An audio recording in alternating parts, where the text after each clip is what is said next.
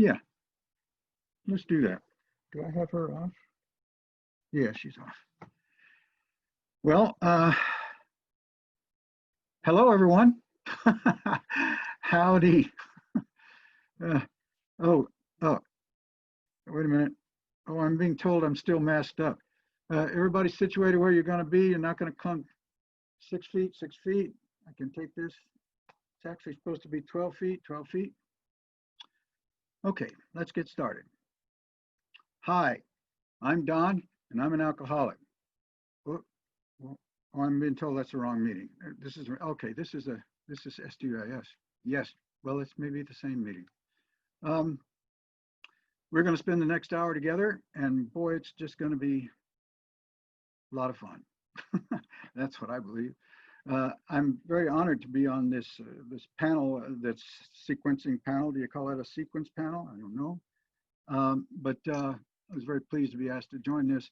The folks that you are seeing on this panel, the ones that I know in person and have worked with, Bob Nidifer wrote TACE, wrote an entire school of psychology, and I'm using TACE in my dissertation. Nick Montalaro, Nick, I know you, Manalaro. Jim Bowman taught me sports psychology. Dr. Michael Gervais. Michael Gervais and I were best friends in 2 graduate programs. He's the one that found SDUIS for me to come join him. Lisa knows everything about going to school. Lisa Bogatz and Christina Vasari knows everything about being a school. So that you're going to see a whole bunch of stuff that people are, if you tune in.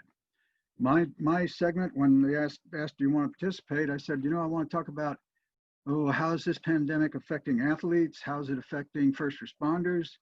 And how does it affect alcoholics and addicts or chemically dependent? Because I have experience in those.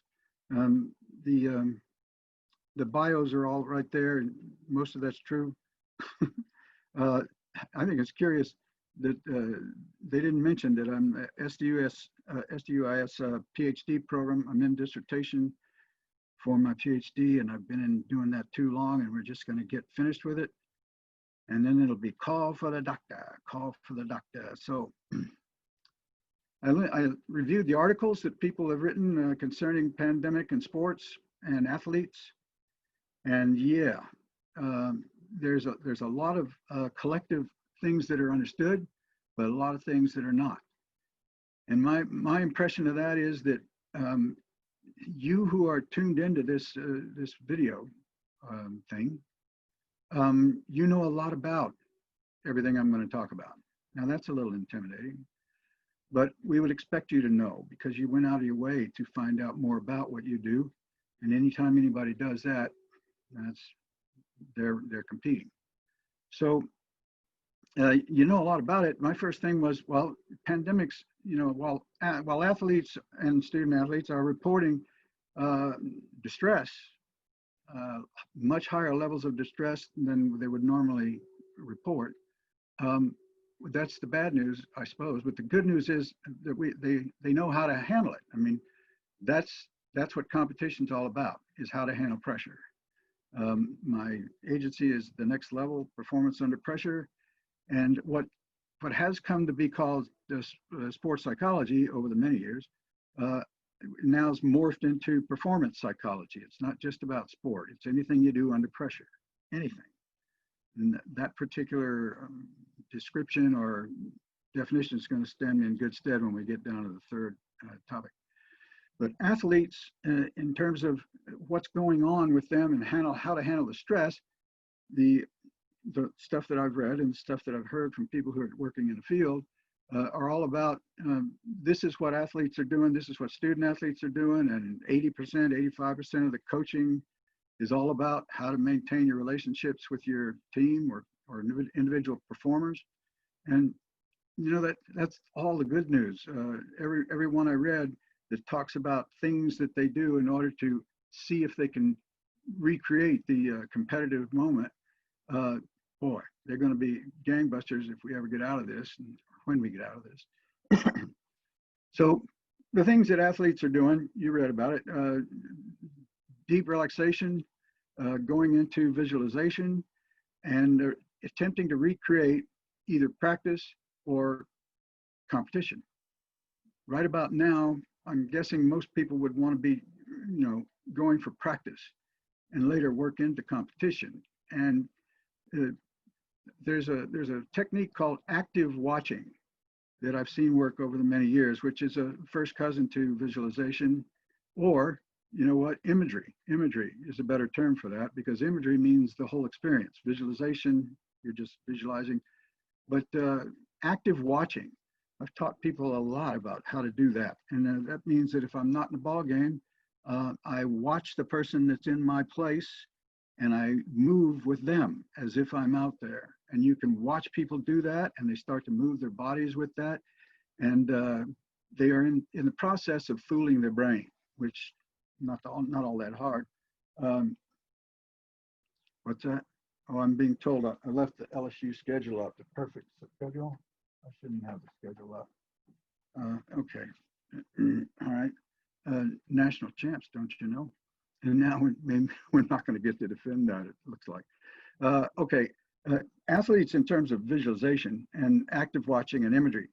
A couple of references I want to make to that. And Evan Longoria, curiously enough, is one of the first that comes to my mind. Evan Longoria was third base for Tampa Bay forever. I met him in Long Beach State, student athlete there. I was academic advisor to student athletes at Long Beach State for 7 years. And no, we did not write their papers for them. And Evan Longoria just was a superstar as soon as he came out. And he worked with Ken Ravizza. Ravizza was one of my mentors in sports psych. He passed away a couple of years ago. And much of what I do, I've learned from Ravizza and Bowman, Monolaro, and Bob Nifer.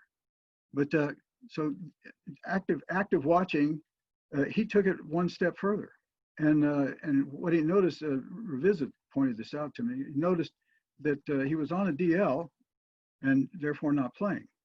And he sat in the dugout, which is where ball players sit, and he worked the game. First of all, he active watched his third, whoever's playing third, but that's the first step. He would keep track of the lineup, and when it's time for him normally to bat, but he's not going to bat right now, he would get up, go down, get his bat, put his gloves on, get his helmet, go back, sit on the bench. When he's third in line to go, he's not really going to go. He stands up there as if he's going to go, puts gloves on, does whatever he does to get ready to go.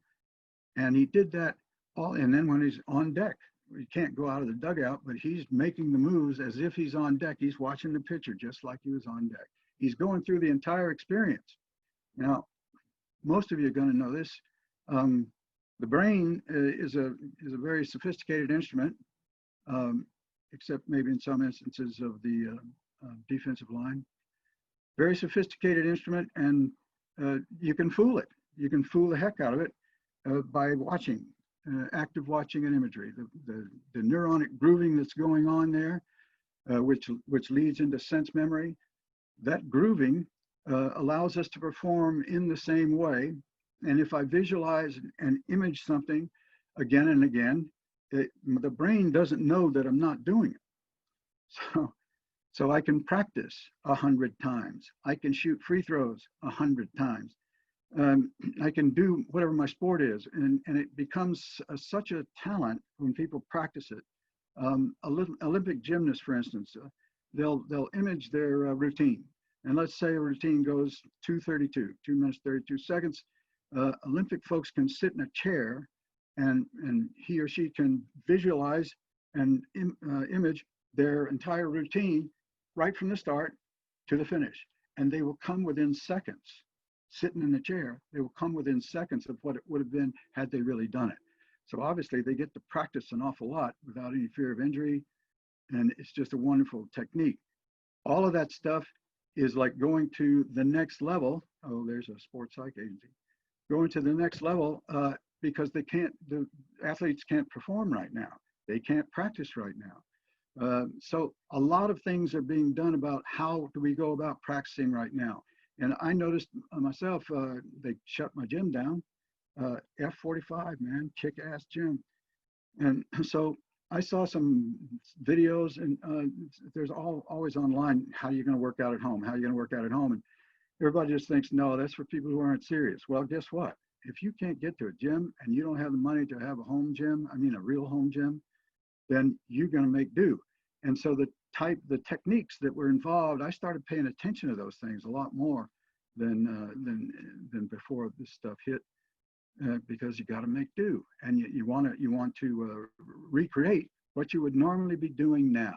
You know, I think about Olympic athletes, and man, oh man, Olympic athletes are on a schedule like you would believe. I mean, they know what they're going to do when, and then when this thing stops, nope, we're not going to do it this year. You can imagine what happened for that. Now, that the good news, there's nothing but good news here. The good news is they back up and they say, all right, let's recalibrate the schedule. How are you going to recalibrate? Okay, so we're going to go back into phases and recreate what their schedule normally would be. They would, with given all the input from people who know the most, they would say, okay, let's say it happens a year from now. How are we going to work that out? And so if it is postponed for a year, Summer Olympics, then they'd work that schedule out, because that's what they know how to do. Then that gives them the sense of purpose again, and this is who I am, sense of identity, everything I got going on. That's one of the things that are a big problem right now with our population, athletic population, is that many athletes, when they get to the level that we're talking about, you know, their sport is their identity. And obviously, when that's taken away, that's a bit of a problem if that's their identity. They've been doing what they do since they were 3 years old. So it's much the same that we have to approach career transition. When people are working their way up and having to go back down, or having to stop because of traumatic injury or whatever purpose, that's the same thing we have to pay attention to then. And that would involve maybe finding out a little bit more about who you are rather than just third baseman. So the athletes and what that's going to look like, I'm going to ask somebody in the audience to come up with any other thoughts that you might have on that. What we're going to do is I'm going to go through these 3 topics, and I'm asking you to think of things that you may want to add to that, and then we'll go back through them. I think that's the best way to do it. I think. So there will be stuff about athletes that the studio audience out there, you're gonna know what to say. See, I think if a presenter is very skillful, we can get you to ask questions, because I really want you to do that. And the process for that is just unmute yourself, make sure your dog's not running through the living room after a cat, and don't be practicing a tuba in the next room. So you unmute yourself and you ask the question. And then I'll say, well, this is what I think that would be, or I'll ask for answers from you guys, because you know what I'm talking about. And I really believe in that. So we'll get to that in just a second. Why am I hearing that? First responders. I got those listed as health professionals. And got the police, and you got the firemen. Tip of the hat, tip of the national championship hat to all of those people who are doing that. And guess what? All of those people who are doing those jobs, I'd be surprised if they don't know everything we're talking about here. I'm going to cite Revisa again. Revisa was doing a workshop on the East Coast years ago, and talking about how to perform under pressure. And it was all about, Revisa's deal was, what do you do when things aren't going right?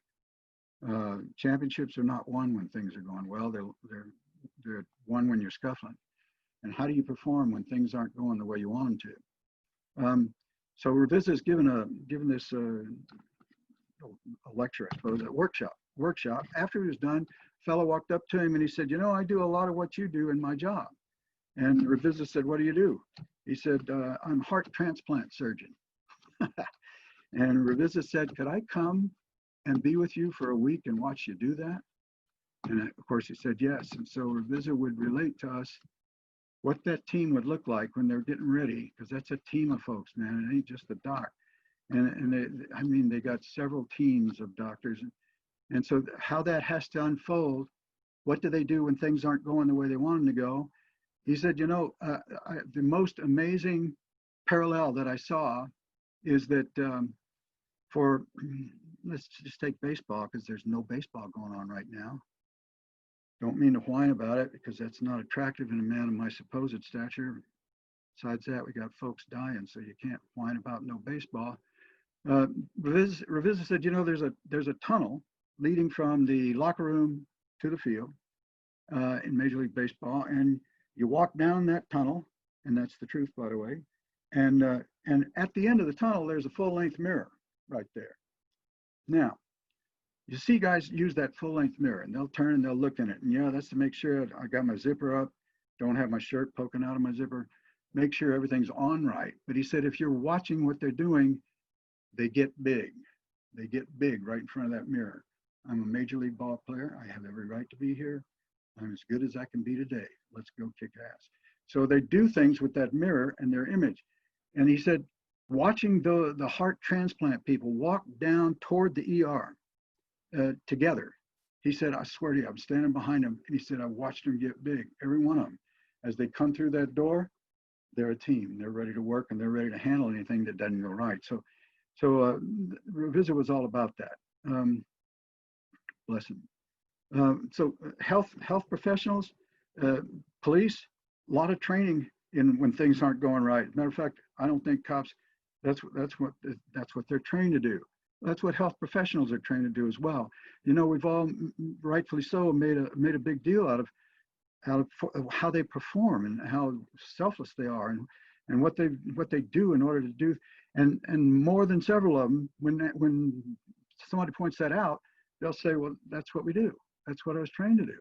It's like, almost like it's not that special a deal. That's what we're trained to do. Well, we know it's a special deal because the stakes are a little bit different right now in what the price they can pay and have paid to do their job. Firemen, whoa, man, let me take this thing and run into a burning building.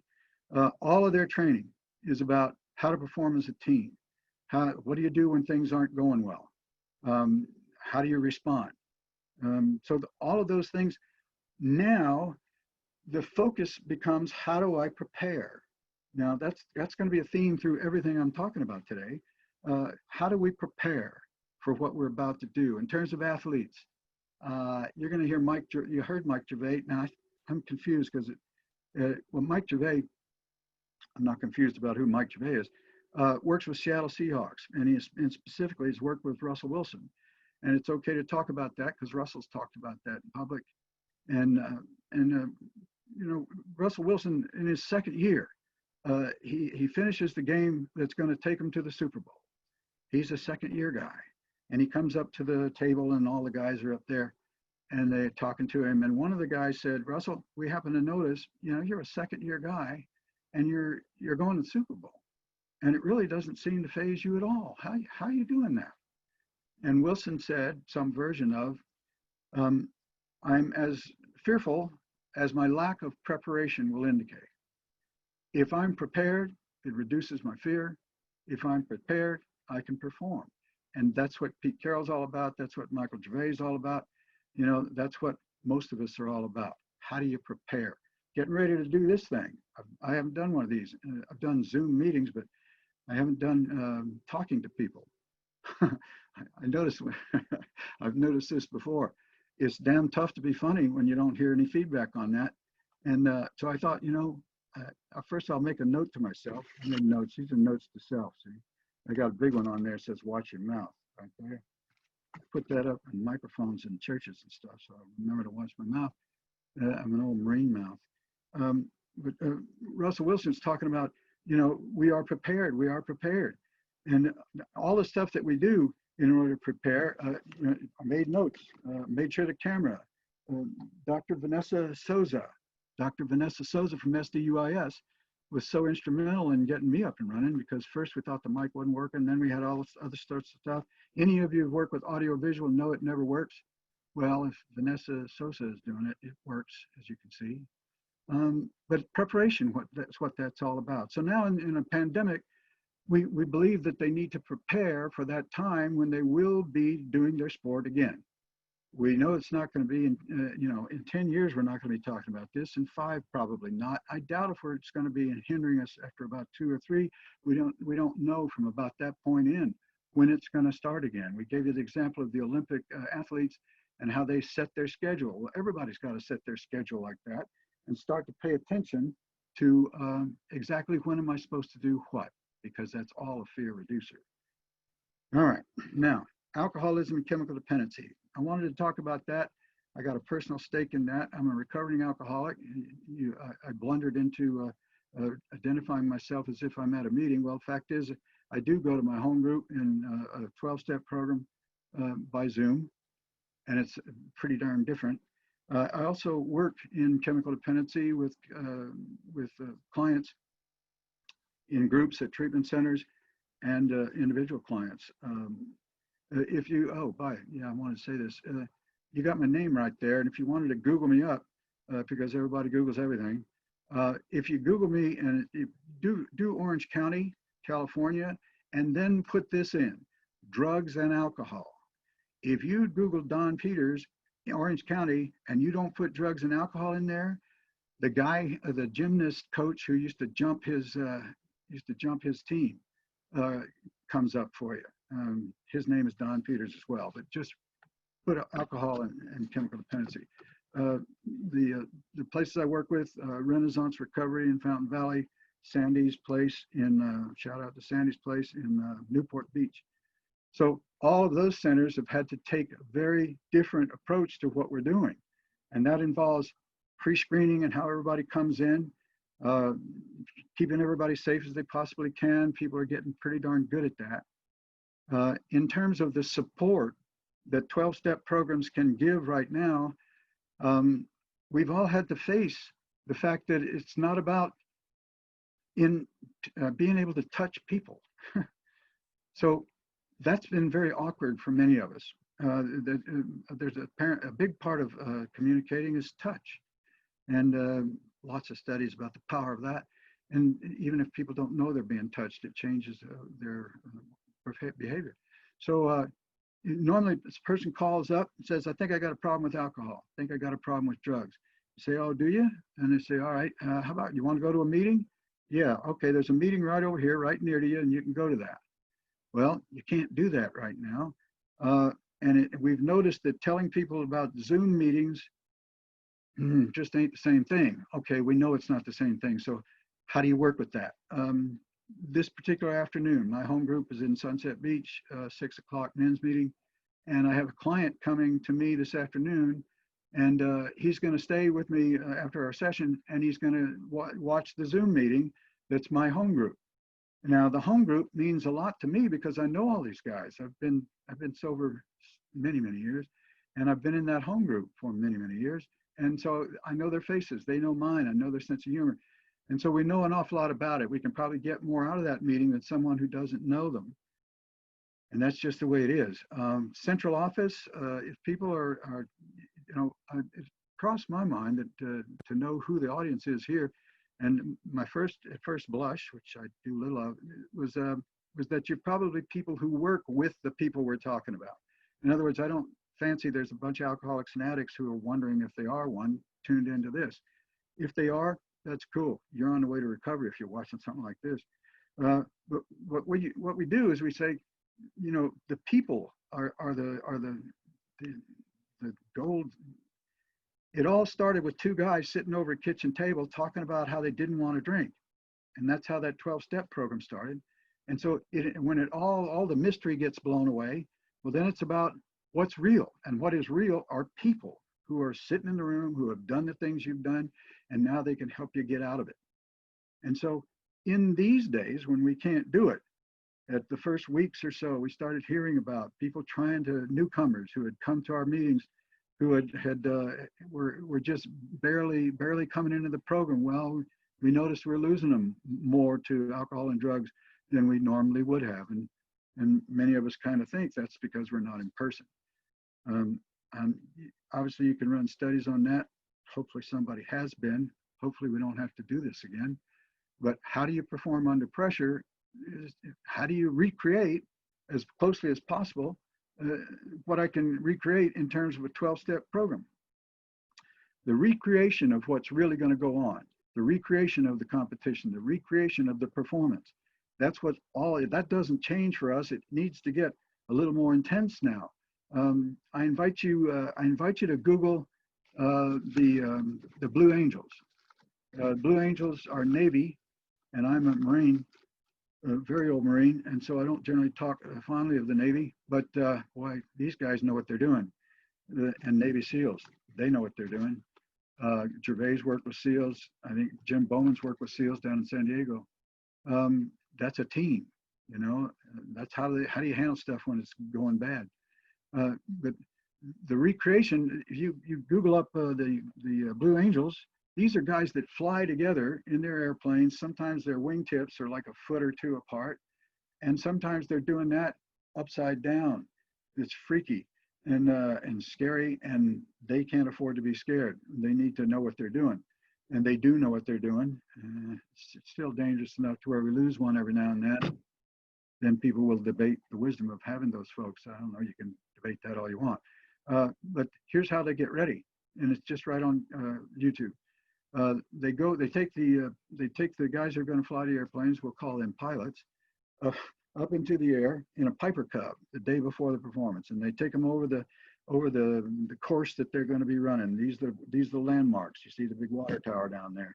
You see the city down over here, and so they show them the landmarks of the course that they're going to fly. Then they go back down to ground, and they get into a fairly small room, and they sit in chairs that are formed just like they're going to be formed when they take off. They got their skipper, the flight commander. I think he's in the back left or back right, port or starboard. And so he begins the countdown, and they'd go through their checklist, sitting in their chair. They're going to image the hell out of this thing, sitting in their chair. And so you notice, the first thing you notice when people are really, really imaging, and you notice their body just starts to move a little bit because their mind believes that they're doing what they're doing. So if I'm going to check something off, well, my arm might move a little bit. So they go through their checklist. Then he goes through the commands, getting ready to take off. And then he says, on my mark. And then they take off. And you will watch these folks in the chair. You'll watch them as they take off, and you'll watch their bodies move, some of them more than the others. And then he'll say, all right, bank left on my, it probably says port, on my bank port on my command. And ready, bank. And he does it, and you'll see them all leaning over in the chair as they bank. Now, what they are doing is they're recreating the flight. Just as the gymnast recreated her or his routine, these guys can get that recreation down to within moments of what it will be and would have been in real time. You can see the value there. That means they've gone through this course. They can go through it twice if they want to. They can do it as many times as they need to with no danger. So that recreation, that's important. So when we come down to alcoholism and chemical dependency, how do we recreate a sober experience? I always want to get it back to people.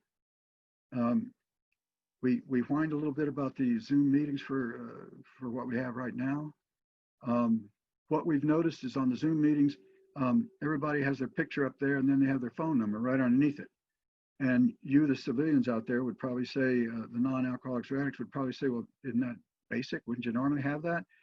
Well, yeah, you would. But if you're sitting in a meeting and really in a meeting, and you don't say, I'm Don Peters and this is my phone number, you might say that if you want to.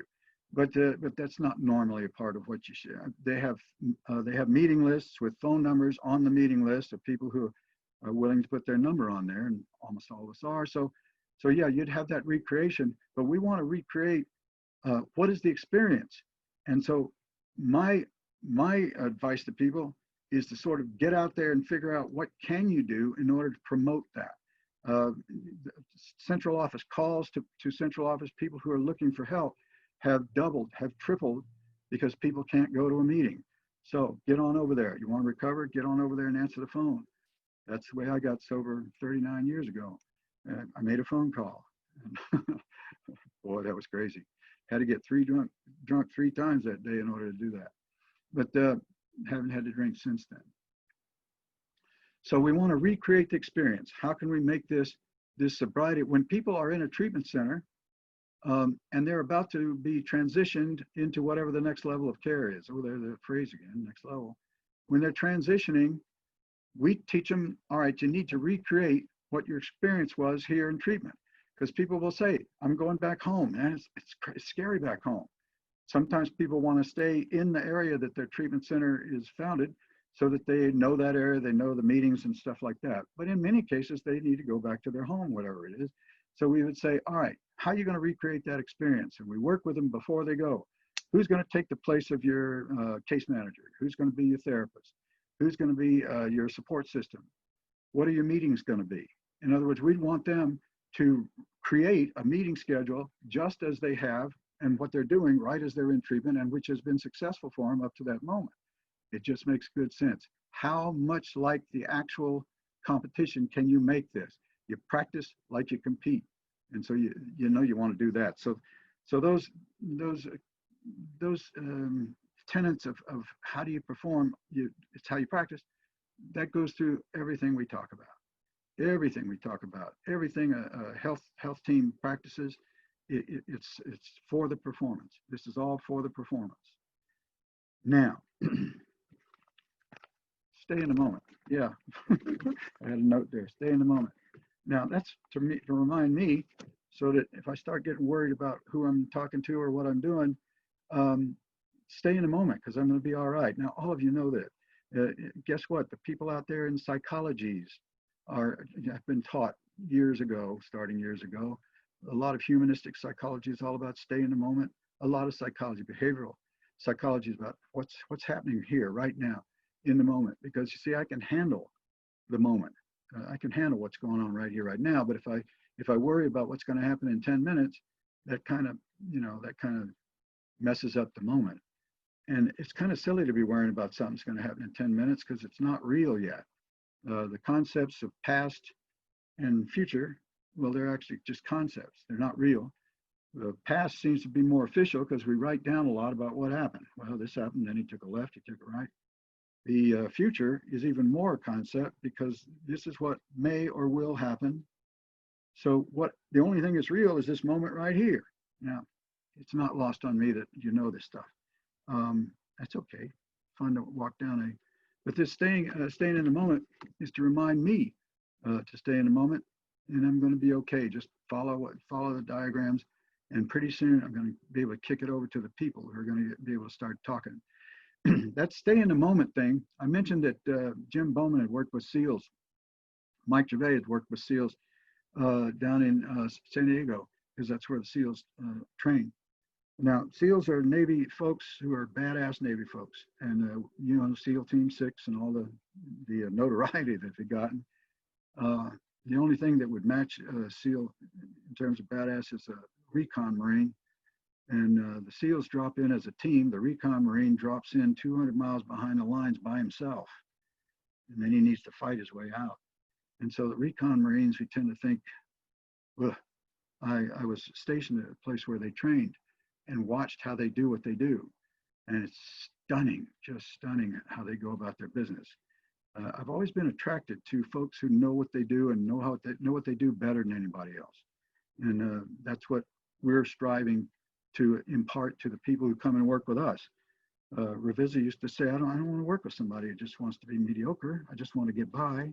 I don't have to work with champions, but I want to work with somebody who wants to be, or wants to be a champion in his own right or her own right.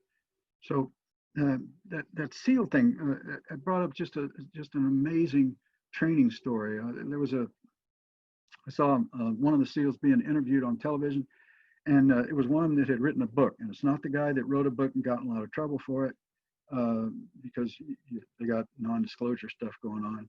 But he'd written a book about what it's like to be a SEAL, and which was accepted by everybody. And the interviewer said, I happen to notice in the book you talked about being afraid.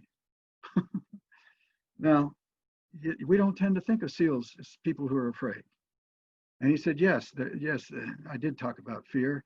And this is the way that unfolded for me. It's the easiest way to explain it. And he said, we're out on a sheer cliff, and we're going up a sheer cliff. I don't know if it's sheer the way to say it. It's damn steep cliff, and yet we're on ropes trying to get up there, but we're going up that cliff. And he said, I got to a place in the course where I froze, and I looked up and I said, I can't get up there. And I looked down and I said, oh God, don't do that. Don't look down. I can't look down. And so here I am. Well, this is not a good thing, stay in the moment, because he's not using it yet. He's not using the moment yet. He's just stuck in the moment. Oh, that's good. He's not just staying in the moment, he's stuck in the moment. So his instructor comes down on a line behind him. He flies by him on a line. Apparently they do this a lot. And he flies by him, and this is what he does. He hollers at him, 3 feet, 3 feet, 3 feet. Now, we're hollering 6 feet at everybody nowadays, and 12 feet maybe. They holler 3 feet because what that reminds that SEAL of is that I've got something to say about what happens about 3 feet around me, 3 feet around my position. Oh, Abby, the therapy dog wants to say howdy. Say howdy to people. See that? There's the therapy dog. All right, be a therapy dog. So 3 feet, that reminds the guy, I have something to say. He doesn't use the word control because that gets a little funky. There's your 60s term for today. The 3 feet, I have something to say about what happens within 3 feet. Beyond that, I can't really control what goes on beyond 3 feet around me. So what that told that SEAL who was stuck on that moment, he said, now this becomes obvious. He said, I don't have to worry about getting to the top. All I got to worry about is making the next step. And I can do that. It's right there. I can see that. And so I'll just do that. And he makes the next step. Well, I'm not going to say, how am I going to get to the top? Where's the next step? Here's the next step. Boom, boom. And it taught him so much about how to deal with fear when we are in the grips of that. And that's how you perform when you're scuffling. So I think that's pretty much what I wanted to talk about. I want to know what you want to know. And I looked over the categories of folks who are out there. Man, you folks got it covered. You know, everybody's out there. How cool is that? How cool is SDUIS for saying, let's get everybody together? So I worked with Dr. Souza in order to figure out how to do this. And so we're going to see how it works. If you have a question, you can unmute yourself. Now, many of you are not Zoom newbies, but you just unmute yourself and you speak your question. And if there's any justice in this world, I'll be able to hear it. Actually, let's hope that justice in this world doesn't depend on that. But if things go the way we want them to, we may have to scuffle. So if you got a question on any one of these categories, athletes, first responders, alcoholism, chemical dependency, anything you want to know about that, here's what I'll do. I'll answer it, or if I'm really skillful, I'll get one of you to answer it. Because look at you, look at yourselves. You can't really do that. Look at yourselves. You I don't know, they can't see their faces, can they? You come from all of this. You represent all of this. So I'm going to get you to answer the question if I can. So who's got a question? I have a question. Oh my God, he jumped right in there, didn't he? What's Yep, up, Josh? I was ready. Hey, Hi, how's Josh. it going? So well. you said that at the Major League Baseball, one of the hallways, right before they walk out, they have a mirror. It's called the tunnel. Tunnel, okay. So yeah, because it usually comes out underneath the stands, and the mirror is there for them to remind themselves, I have a right to be here. Yeah, to get in that power pose, and then you Yes. said that doctors, heart doctors. Yes.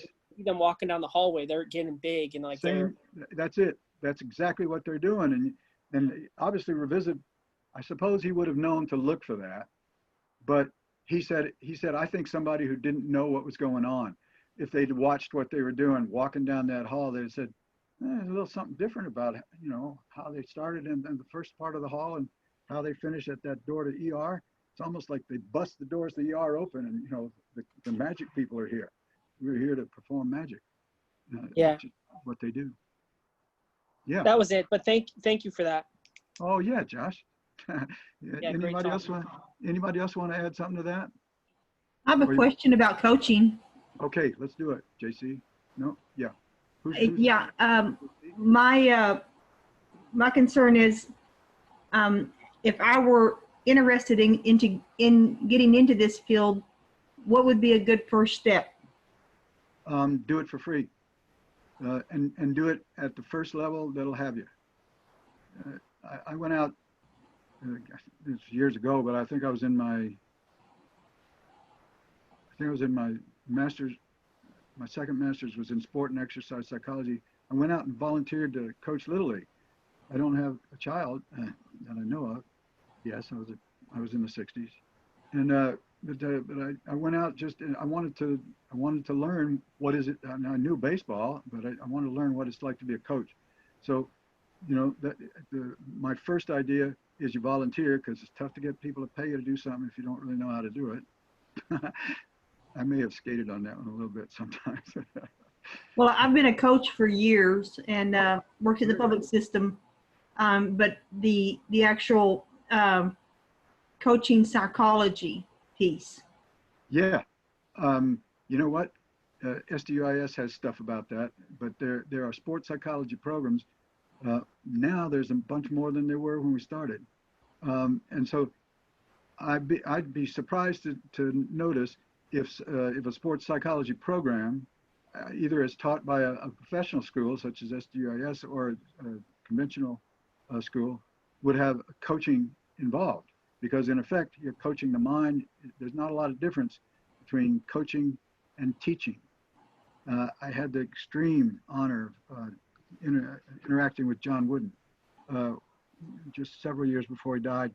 And as he would talk about what he did, he would say, well, the last game I taught, and then I taught this game, and somebody raised their hand and said, Coach, can't help but notice you're using the word teach and coach. Teach for coach. Are you using those terms interchangeably? He said, no.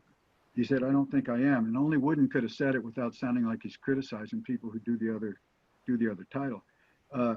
He said, oh, it's a great story. He said, you know what? Not everybody teaches. Everybody's a coach, but not everybody teaches. But somehow he managed to say that without being critical of those folks. In that talk, this is so fun.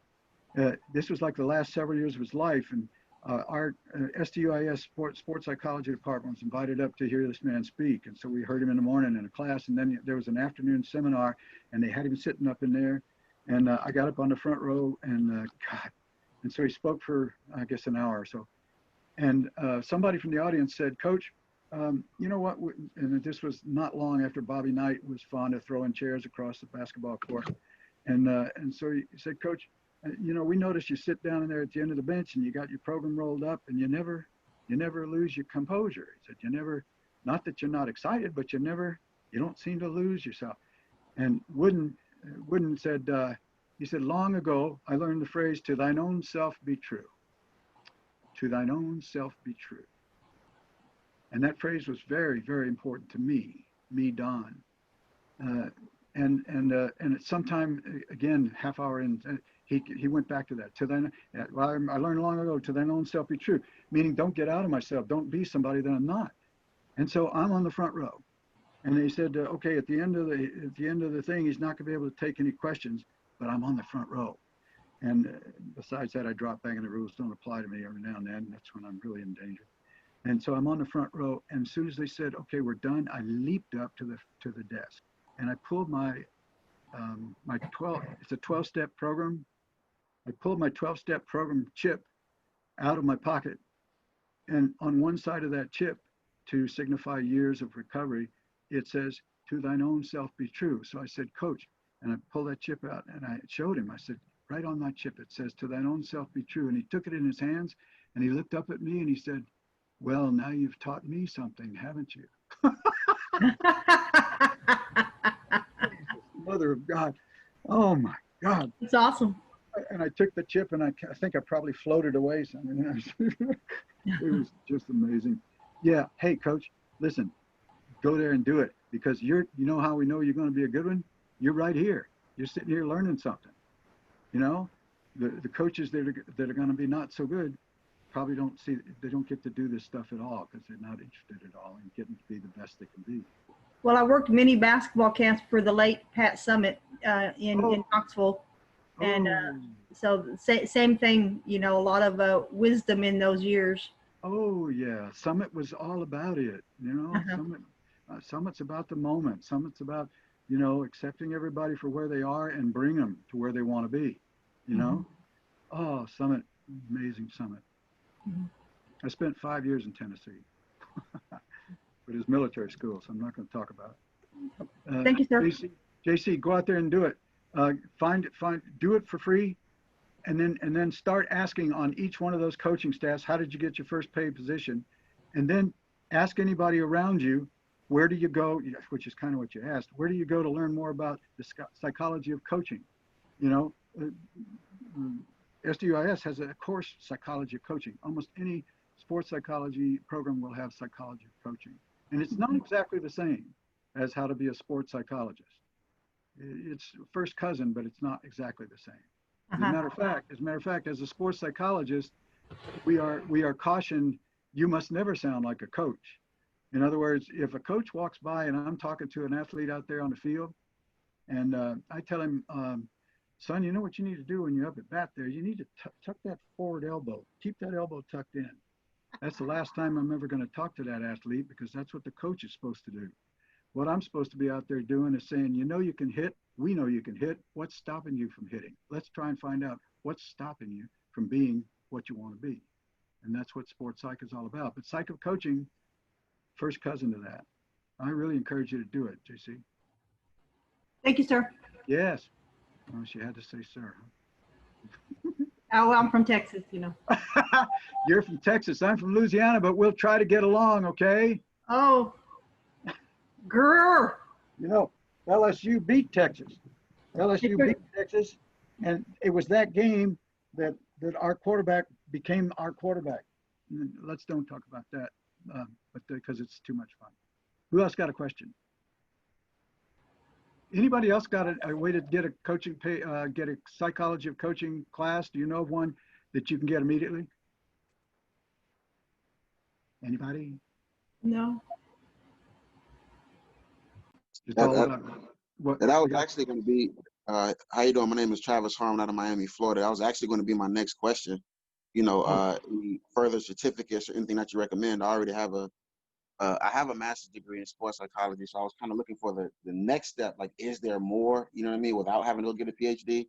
I have been coaching. I have coaching experience, coaching high school football. So I did kind of climb the ladder, you know, as far as like coaching, because I started out with 10-year-old kids, and I've only been doing this for about 5 or 6 years. That's Training a long kids. time. That's a long time for a young coach. That's a long time to have done it. Yeah, I'm thankful, man. Truly blessed. Yeah. Started out doing that with kids, and it kind of gradually progressed up to a high school position at my former high school. Been fortunate enough to win 3 state championships the last 3 years, and now, you know, coming back looking for a fourth. It's like, okay, I'm already looking for what's next. You know what I mean? I think I want to do more into speaking.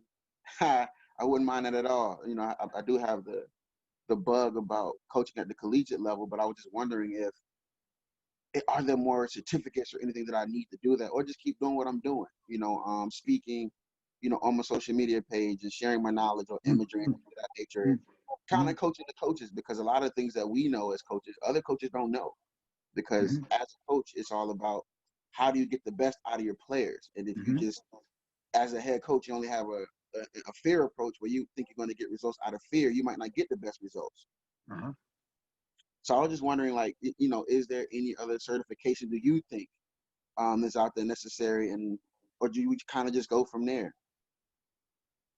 I got to tell you, my first impression is it sounds very much like you're where you want to be. But you know what? In 12-step programs, that's the most infuriating thing one of us can say to another. When somebody says, I got a big problem, and the other one sort of clucks wisely and says, you're right where you're supposed to be. First of all, it sounds like you really know what you're doing, masters in sports psych. But secondly, I'm a big fan of, if you want to do something in this world, whatever it is you want to do, go find someone who's doing what you want to do, and say to them, how did you get where you are so that you can do what you do? And at that moment, if you are sincere about the question, people turn into a teacher right in front of your eyeballs. And they may not be somebody that they wouldn't consider themselves a teacher. But if you're asking someone, I want to do what you're doing, how do I do that? How do I get prepared to do that? And they will tell you their preparation. Now, the only downside is you're going to get that individual opinion of what the preparation is. And so you don't want to stay with one person. You get a committee going and get as much input as you possibly can. Put it out online. You know, this is what I want to do. Anybody got an idea about the next step that would be really good for me to take?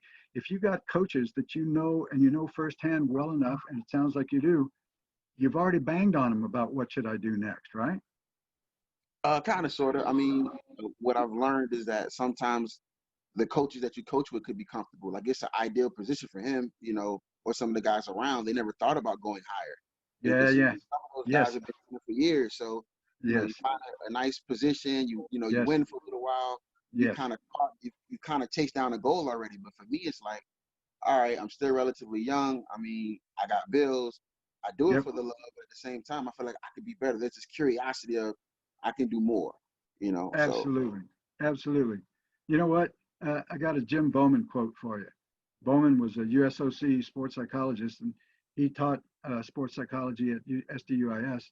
And I was fortunate to be in his class. And we were asking him about how do you figure out what to charge people? You know, how do you do it? And because sports psychology is a little different from psychology. I do both of them, so I know the difference. Uh, well, they're a lot more alike than they are different. But Bowman would say, you know what? When you figure out how much to charge somebody, this is what you're charging them for. You're not charging them for your doing sports psychology. He said, I love to do this. I would do this for nothing. right. I'm not charging them for what I'm doing. I'm charging them because while I'm doing that, they're keeping me away from other parts of my life. They're keeping me away from my son's little league. They're keeping me away from this, my other part of my life. So you factor that on in there, and then you just look for a mean and you go on and get it. And you believe that you deserve what you get.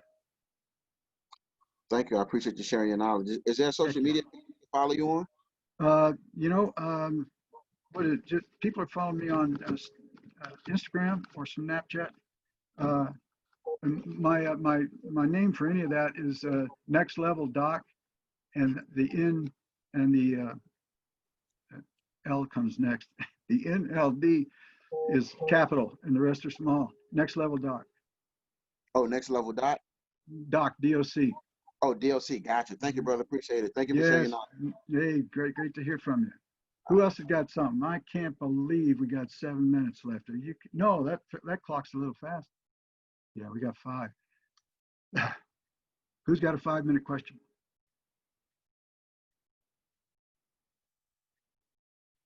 Crickets? Want to see the dog again? Hey, wake up. We got crickets?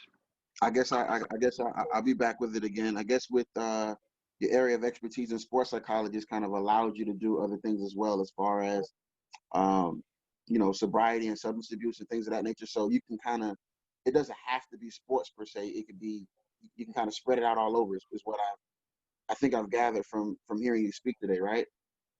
Well, there's a yes and a no to that, Travis. Okay. You're right where you're supposed to be. Here's the deal. I talk about that and talk about it as being interchangeable because my training is bachelor's in research psychology because I knew I was going to go on. Now, I went back to school when I got sober. I was drunk for 20 years. So Gotcha. once I got sober, the world was real different, huh? I was sitting in a meeting somewhere and I went, I said, what was that? And somebody said, that must have been a thought, Don.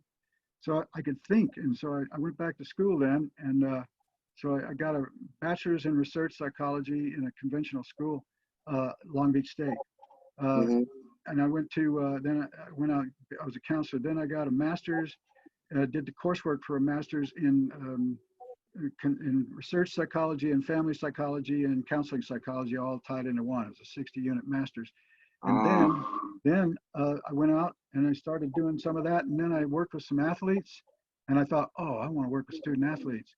So I went back to Long Beach State and got a master's in sport and exercise psychology, and then stumbled down to San Diego to begin my PhD in psychology, but with a specialty in sports psychology. So your question really was, if I train myself to be a sports psychologist, are there other kind of psychologies that I can do?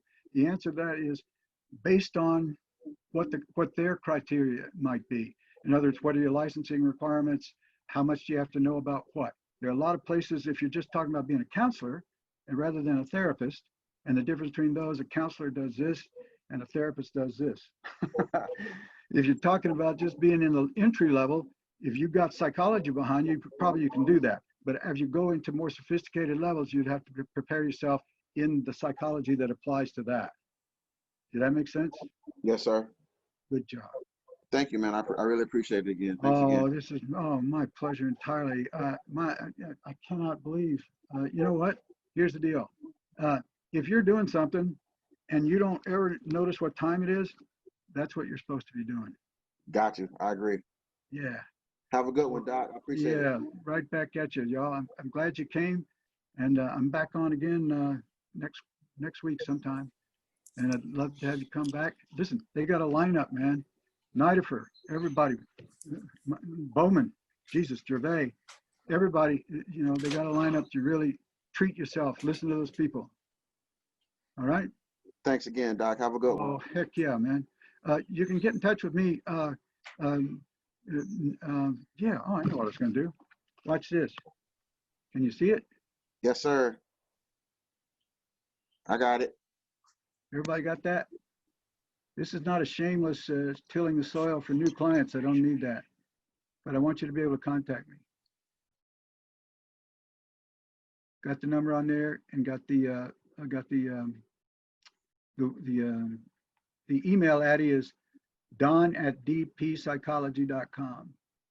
don@dppsychology.com. Everybody got that? You know what? You don't have that? Contact SDUIS. They'll know how to get in touch with me, and I'd love to talk with you. All right? I'm out.